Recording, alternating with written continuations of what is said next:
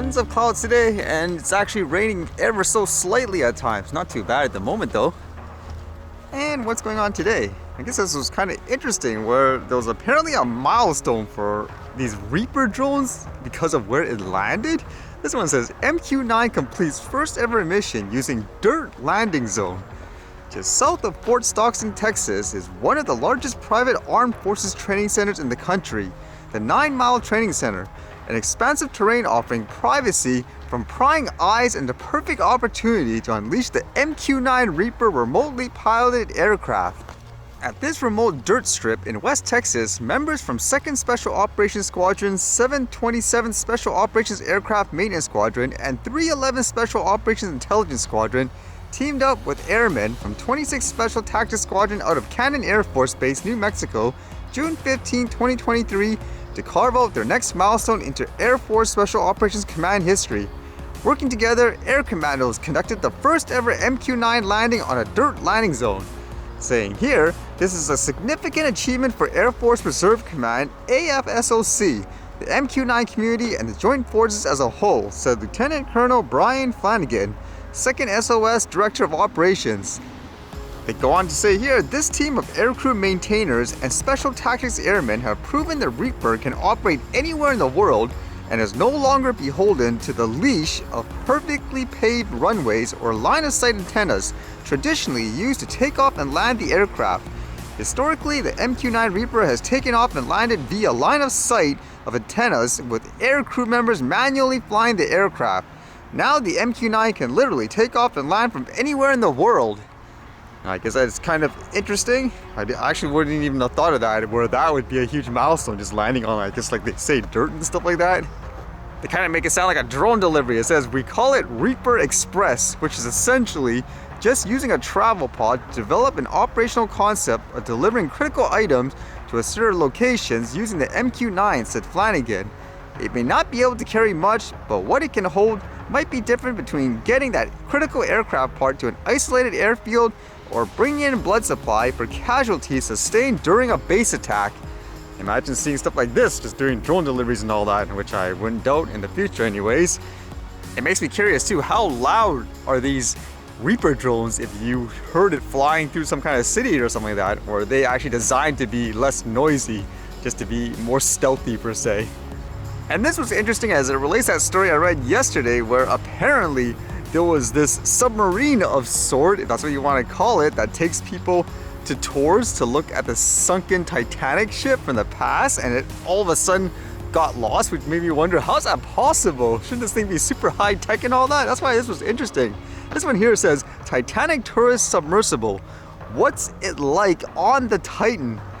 And it says here, 2 men who made the same trip in a tourist submersible that has now gone missing during a Titanic wreck dive have shared their fears over whether those stuck inside can escape.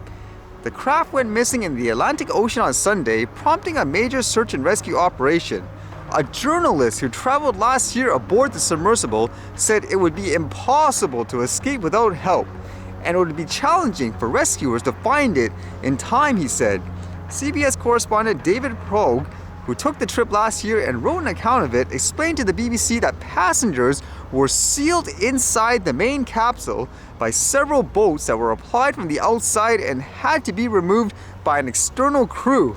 Wow, that doesn't sound good. Plus, you look at this video, they're showing you how they control it, and it's just using like an off-the-shelf controller, like a gaming one, it seems like. That's kind of crazy, isn't it?